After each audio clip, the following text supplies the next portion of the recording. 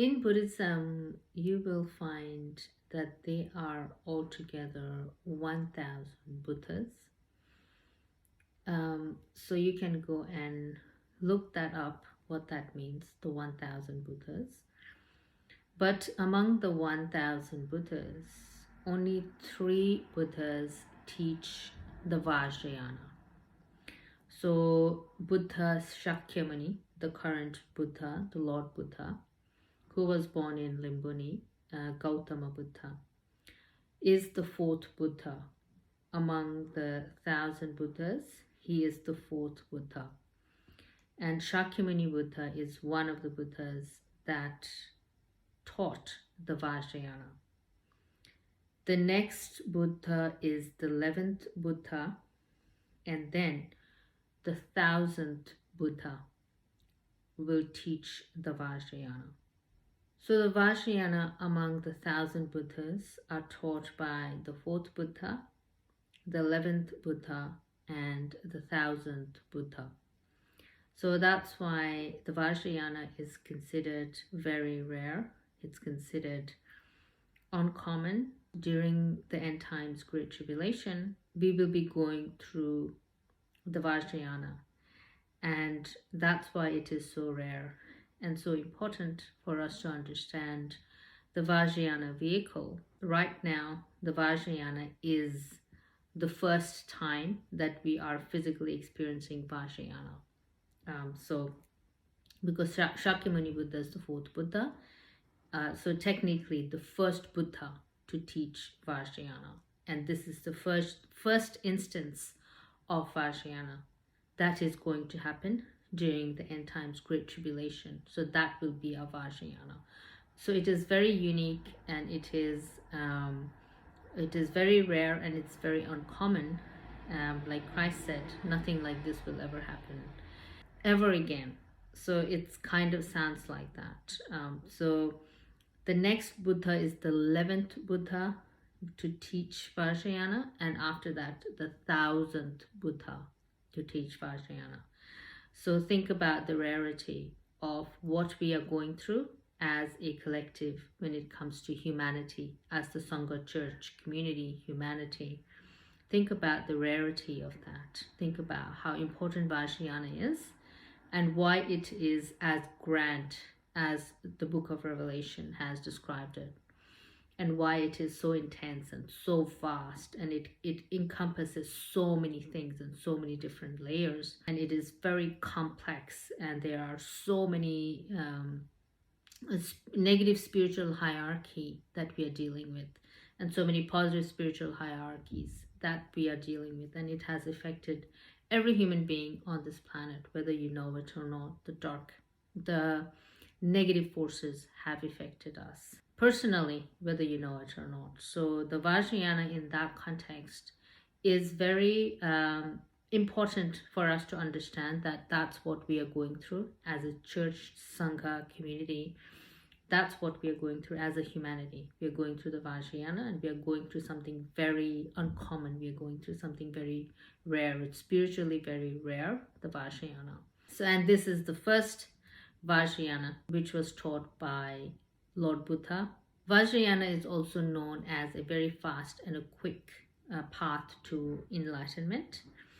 And within the Vajrayana, there are a gazillion ways to attain enlightenment, or gazillion ways to attain arahat or rapture and go to heaven. So there are a gazillion ways to learn the dharma, or to be spiritually purified, sanctified, and to attain arahat, Buddhahood, or rapture and go to heaven. So there are a gazillion ways to do that. So it's almost like customizable to the individual. So within the Vajrayana, it's so robust in that way. And it caters to every individual human being. You might be in a Vajrayana system without knowing you're in a Vajrayana system, because if I really look at the earth itself, for me it's a Vajrayana system. Like, just as a human being, when we are born in this world, we are in the generation phase. We are already in the Anuttara Yoga just by being born in this world. So we are already in that generation phase, And because if you don't look at the spiritual complexity of Vajrayana, and if you just look at the base, if you just look at the base system, the base way of life, Buddhism plays out everywhere. Arising and dissolving is sleeping, is dissolving, waking up is arising. Continuity is every second that is passing, that's continuity. So Buddhism is plays out in everyday life. So if you look at it through that lens, if you look at it within that context of that everyday environment, you will see yourself as a Vajrayana bodhisattva just by being born on this earth. You are already in your Vajrayana path. You are living and breathing the Dharma. You're born into the Sunyata template. You're born into continuity. You're born into cessation. You're born into arising, dissolving. You're born into the Prajnaparamita of coming and going, of learning different things in this world, which is the Prajnaparamita, learning so many different things, so many different subjects, so many life lessons. That's your Prajnaparamita space of many angles, many directions, coming and going. Simple things like going to the shop and coming back. That's your Prajnaparamita, coming and going space. So if you look at it through that, we are already in a Vajrayana space. So when we are born into this world, you can look at that as a generation stage. And when we rapture and go to heaven, that is our dissolving stage. Or when you die, that is your dissolving phase. So we are already in that Father Tantra, which is our generation when we're born in this world, when we grow up. And we are in that method of growing up, developing, learning how to walk, learning how to speak as a child. So those are all methods. So that's all part of, I see all that as a part of the generation, the Father Tantra. So you'll see Buddhism play out in the everyday life context, and that's how you should understand it if you really want to understand Buddhism without being abstract. If you want to see it through the jhana paramita, if you want to see it through the direct knowledge, you have to find Buddhism in your everyday life, in your everyday environment. So that will be more of a direct encounter with Sunyata. That will be a direct encounter with the Great Mother Prajnaparamita, and you'll see her everywhere. Everything, your whole action becomes you become awake to the Prajnaparamita. You become awake to the space. You become awake to the ground, and that is more of the jhana knowledge. So it's not the Prajnaparamita wisdom-based knowledge, but it is more of the jhana knowledge. The Prajnaparamita wisdom is when we go and learn Buddhism, we learn all these different definitions, we learn about all these deities, or even Hebrewism. We learn the story of Father, we learn the story of Christ, we learn all this amazing knowledge, and we learn all the knowledge of this world as well. We learn our cultural knowledge or educational knowledge. All of that is like the Prajnaparamita space. It's kind of an indirect knowledge, but the Hebrews have that jhana knowledge. They have the direct knowledge of our Father in heaven. They have the direct knowledge of the Son of God. Whether they are aware of it or not, they have that direct access and direct knowledge.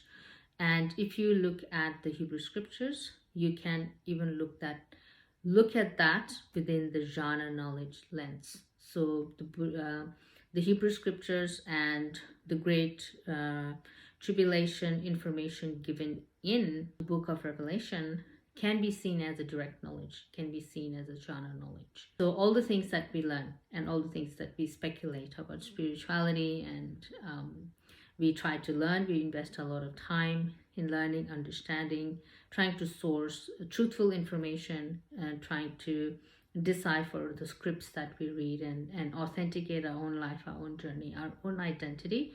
So that is all part of the Prajnaparamita. So we are gathering information, learning from every direction possible, learning from every lens possible, and using our discernment. And then when you get to the jhana, then you arrive into more of a direct knowledge-based system. So when I said shunyata, the number for sunyata is 0. So you can understand sunyata as the number 0 itself, This number for sunyata is 0. That's a direct knowledge example. That's a jhana knowledge example. The 0 exists, but you cannot really do much with the 0. You cannot hold on to the 0. So the concept of the 0 exists, and we use it in everyday life, but at the same time it doesn't exist, and at the same time it has no value, but at the same time it adds value. So that's, you can directly understand sunyata that way. It exists, but it doesn't exist. Like, what does that mean? It's like 0. 0 exists, but it's 0. It doesn't exist, but it exists. We use it in our everyday life. So that's like your jhana knowledge, and you can directly understand it like that. And that's more of a direct insight into shunyata, what sunyata is, what emptiness is. That's a direct, the most direct knowledge, the most direct way to pursue sunyata is you have to understand the number for sunyata is 0. In Hebrewism, every deity has their number, or every divine identity has their number. Every demonic identity has their number as well. Like I have shared before, Christ, Yeshua, Son of God, Jesus Christ, his number is 644. So that's his number. The number of the beast is 666. And the celebrities do that 666 hand sign a lot for that reason. And you will see the internet is coded with the 666. The barcode is coded with the 666. So that's another jhana knowledge.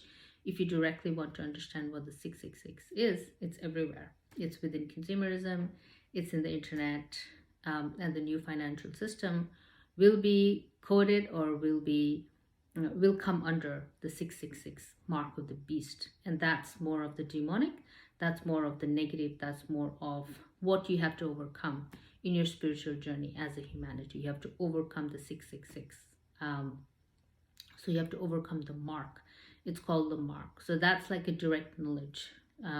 So within the Hebrew, you will find that a lot. In that context, from the Hebrew lens, I can relate to you that sunyata's number is 0, because everyone has a number. Everyone has a number assigned to it. And obviously sunyata's number would be 0. It also makes it very simple for us to understand how to understand sunyata in terms of that direct knowledge basis, in terms of that direct knowledge. 0 exists, but it doesn't exist. We use 0, but at the same time, you cannot use 0. So sunyata is like it exists, but it doesn't exist. Form is emptiness, emptiness is form. So you can understand it through the jhana knowledge. So form is emptiness, emptiness is form. It's more of the pragya system, pragya wisdom-based knowledge. But with the jhana knowledge, it'll be like pragya sunyata's number is 0, pragya number is 0. It's like that. So that's your Hebrew system. So when you look at the Hebrew scriptures, you can understand the Hebrew scriptures as the jhana knowledge base. A lot of the information that has been shared in the Hebrew scriptures is directly applicable to us. They're giving us the number of the beast. They're telling us the beast system will be the new financial technology. So these are direct knowledge. It's not abstract knowledge. Like, you have to overcome the beast. That's more like your prajnaparamita wisdom basis. Again, they say you have to overcome the beast, the mark of the beast, but people don't really know what the mark of the beast is. And people speculate it could be this, it could be that. But the mark of the beast is the new financial system. That's where you have to get to in terms of your jhana knowledge. It's more of the direct knowledge, the direct knowing, and it's a legitimate thing. And the Hebrew scriptures has a lot of that jhana knowledge system. It has that direct knowledge because it is directly coming from our Father in heaven, Yeshua, Son of God's heaven, where Yeshua came from, where Shaitan fell from, that heaven. So everything is direct from that heaven. It's more of the jhana knowledge base. So if you wonder in the Western system, how they create all these different things, how they create technology, how they create banking, how they create industries, how they create like different products. If you wonder like, oh my God, these Western people, they just come up with the internet, they just come up with Instagram, they come up with Facebook, and they come up with all these different iPhones and computers. How do they do that? It's because their system is coming from our Father in heaven. it's the jhana knowledge base. So their system is the jhana knowledge base, and they're coming directly from our Father in heaven. Though the jhana knowledge base, they don't know everything, like the Satanist hierarchy, they don't know everything, but they know a lot. They know enough to run a planet. They know enough to run this earth, but they don't know everything. They know me, but they don't know everything about me. So when I deal with them, there's a lot of guessing for them. When the stuff that I do and things that I experience and go through and how I transform, and how every day is the same, but at the same time every day is so different for me. So they're always watching me, and they're always calculating me, always judging me, and always seeing what my move is, what I'm going to do, what I'm going to say. Sometimes they can be quite desperate for information because they're used to knowing everything. They're used to that concrete knowledge and surety. They're used to that. And sometimes in my space, because of the Sunyata space, for them it's like a little bit different for them to deal with me because they're used to knowing everything. And even like our Father in heaven, no one knows the hour. So there is that uncertainty there as well with the rapture. No one knows the hour. And the Sunyata is Sunyata, it's an unborn energy, it's an unborn state. So Sunyata is Sunyata, and you cannot know Sunyata. So that space is unknown for the Satanists that are used to knowing everything, that are used to having everything laid out in front of them and having everything predictable. So for the Satanists to deal with me, it's a little bit tricky for them. It's a little bit unpredictable energy, which Sunyata is. Sunyata is, as Buddha describes Sunyata, as uncompounded, which means it cannot be compounded. Like compounded is when I know what disease you have and I give you a medicine for that. If you have cancer, I'll give you a cancer medication. If you have a headache, I'll give you a headache medication. So that's compounded, so I know. But with the Pragyaparamita, it's uncompounded. It's like Pragyaparamita shifts for that very moment. Sunyata shifts for that very moment. So that's the energy of Prajnaparamita. That's the energy of Sunyata. Sunyata and Prajnaparamita are the same. They're just two different stages of the same deity. So it's an uncompounded energy. The Pragyaparamita is an uncompounded energy.